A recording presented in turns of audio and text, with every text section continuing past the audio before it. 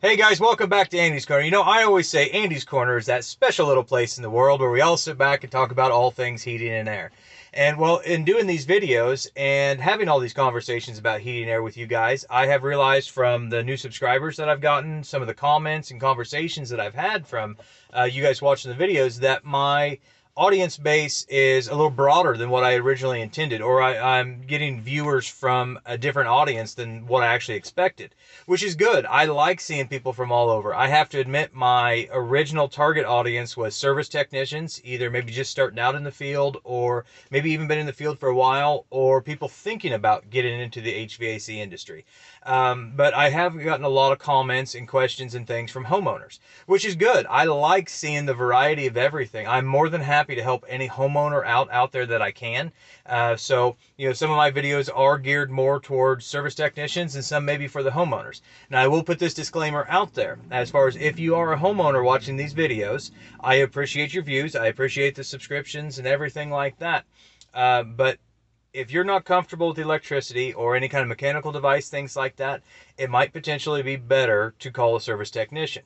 I will give advice in any way that I can, and any way that I can help, I love doing.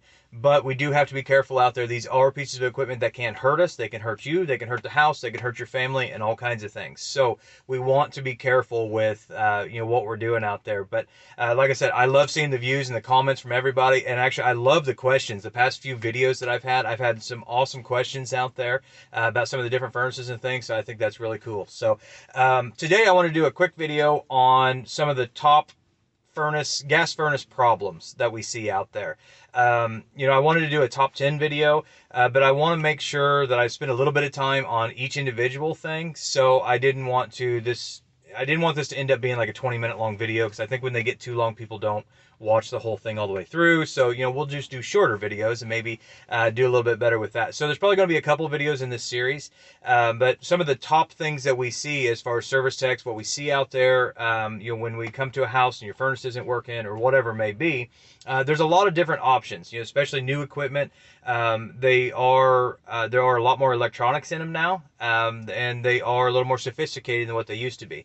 I always joke that the days of a pilot light and a belt-driven motor are long gone. They are. It's not that anymore. So we are a little more sophisticated these days.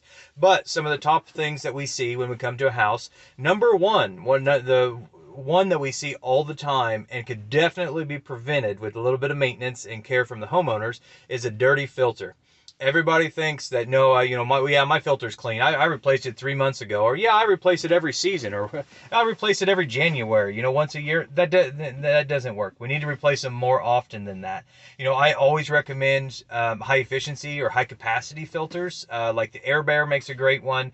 April Air makes some pretty good ones too. There's a lot of different ones out there as far as your high capacity filters. If you don't have one in your house, you can talk to your local contractor, and they can probably set you up and see what you need, what you can have, that kind of thing. The great part about high capacity filters is they really are supposed to be 4 to 6 month filters. It depends on the house. Everyone's house is different. If you've got a lot more dust, if you've got pets, if you've got people, a lot of traffic in and out, it's different for every house, but you can see how it goes and that kind of thing. 1-inch filters, that used to be a standard years ago, was a 1-inch pleated filter. Those need to be replaced every 30 days. I don't care if on the side of it, it says 90-day filter. Don't care. Pull it out, throw it away, put a new one in every 30 days if you do still have a 1-inch filter. Washable filters, electrostatic filters, things like that, like the 1-inch ones that you pull out and you're supposed to be able to wash them and all that kind of thing. The best thing you can really do with those is pull them out and throw them away. And that's I make that as a joke, but at the same time, I'm not really joking. Throw those things away. They have extremely high static drop across the filters themselves, which does impede the efficiency of the unit itself and longevity of the unit and all that kind of stuff. So if all you've got is a slot to put a 1-inch filter and you pull a 1-inch washable out, throw it away, put a 1-inch pleated in there. Like I said, I like to see high efficiency or high capacity filters in these things. They make a lot of the 5-inch cartridge filters. They even make some of the filter grill ones now. Honeywell has out there that it's like a 3 or 4-inch filter with a 1-inch lip around it, so you can fit it up into a a return grill in your ceiling. Awesome filters, and they should be good for 4 to 6 months, something like that. So well worth the investment. But we see that all the time. If we're not getting enough air across that heat exchanger, furnace runs too hot, it'll start tripping the limit switches. If it does it enough times within a cycle, it'll shut down, lock itself all the way out, and at that point we have to reset it. There is another video that I have just before this one about some of the different fault codes we see and stuff like that. That's normally a number 4 fault code if you watch the video. If you haven't, go back and see that other video, and maybe you can see some of the diagnostic lights as well. But filters are wildly important to make sure they're clean. They're not there just to clean the air in your home. They're not there just to purify the air in your home. They're there to keep the furnace clean.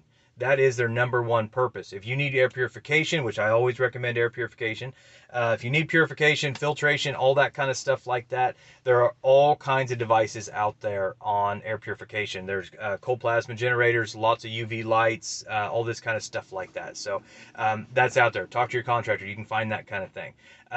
Number 2, what we see a lot is igniters. I can't say in brand new modern furnaces we see as many igniter failures as we used to.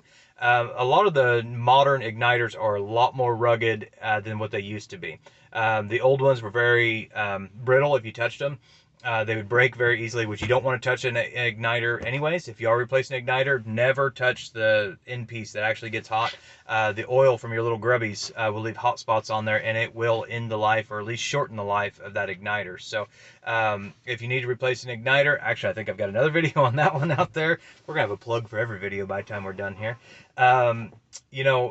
Igniters are one of those things. So if you've got a situation where your furnace doesn't start, or it tries to start but it just never lights, you never see that glow in there. Everybody knows that little orange glow if they've ever looked inside their furnace.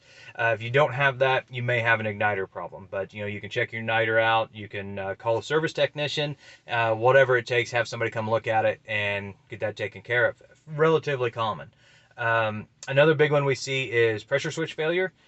Which if you are working on your own, or if you do have a service technician come out, if you're going to check a pressure switch, or if you think a pressure switch has failed, there's a lot of information you have to have there, because that pressure switch is a safety switch. It is there to prove that the inducer is running on your furnace. If the inducer is not running, we don't want the furnace running. We don't want that thing to light if the inducer is not running. Never try to bypass a pressure switch. With a lot of the boards have safeties in that anyway, so you can't. But I never recommend trying to jump one out to get it going or something like that. It's a safety switch. It has a purpose, just same as every safety switch in the furnace. They have a purpose. Don't eliminate them. Don't jump them out. Don't try to bypass them, something like that, and say, oh, well, I'm just going to get it through the night. No, because that could be the one night that something bad happens. So do not ever just bypass them. So if you are going to replace the pressure switch, you think one's failing, whatever, you got a fault code with that, you need to check the draw from the inducer, or the collector box on some of the modern furnaces, depending on where that hose is actually going to. But you need to prove that that is actually drawing enough to close the switch. Otherwise, it may not be the switch's fault. I do believe that there are a lot of pressure switches out there that get replaced that really didn't need to be. There's probably something else going on with the flue, with the heat exchanger, the inducer, something like that. And everybody just automatically wants to throw a switch on and says, oh, the switch quit. They do fail, but we have to make sure that's what's actually failed and it's not something else causing it. Another one is control boards. We do see a lot of control board failures. I shouldn't say a lot, but it is one of those things that comes in, top 10 of the list. Control boards do a lot of things in these new furnaces. Like I said, the furnaces are a lot more complex than they used to be. And, those boards have to do a lot more in the furnaces. They do a lot more. There's a lot more safety switches. There's multiple pressure switches a lot of times. We have a lot more temperature limits, different things like that. So that board has to be capable of doing a lot more. And we're controlling our igniter, our blower, our inducer, all the safeties, everything. When a board fails, it can do a lot of different things. Used to, it seemed like, well, it was just, it won't power the blower, or it won't power the inducer or igniter or something like that. Now they can do a lot of weird, crazy things, to where, they can do a lot of different stuff. If you ever think that you have a failed control board and you are a homeowner, it's probably best to go ahead and call a service technician at that point, unless you're extremely comfortable with electronics, just for the fact of the boards are not cheap anymore. They are fairly expensive. So you don't want to buy one and put it in and that wasn't the problem or something like that. So, it's probably best to have somebody that knows what they're doing take a look at it. I'm not saying homeowners can't do their own thing. There are plenty of homeowners out there that are very capable. At my house, I try to do all kinds of things that I'm not probably really qualified for. So, I get it. I know how that works. But some of these parts are very expensive. So I've never been big on parts changers of any kind. Somebody that just goes through and just keeps changing parts until they get the right one. You need to know what the problem is, figure it out, and figure out what it's going to take to replace it. Make sure you only replace one part, and you do it once, you do it right, and that's that. So, those are some of the top ones. There's a lot of other things in there that could happen. But those are some of the top ones that we see. So if you do have a service call out to your house, if you are having problems with your furnace, something like that, you think one of these things are going on, like I said, I've got another video out there about some of the diagnostic lights that can kind of lead you to what you need to do next. So those are some of the top ones. Like I said, I'll probably do a couple videos like this. We'll see what kind of response we get. But if you have any questions whatsoever, make sure you leave them in the comment box below. I love hearing from everybody. So, let me know what you think, and we'll go from there. So, be sure to subscribe, like, and share as much as possible. Make sure you subscribe if you're not a subscriber already. If you already are, I want to say thank you. And please share with a friend. That way we can get the videos out there and see as many as possible. I will say there are going to be Andy's Corner t-shirts available very soon. We are opening an online store to be able to sell some of the t-shirts and things like that. I don't know if anybody wants that, but I made a couple for myself just because I get a kick out of it. And I'm capable of making those now. So if you want an Andy's Corner t-shirt, let me know and we'll see what we can do. So anything else, like I said, leave it down below. Thank you and God bless.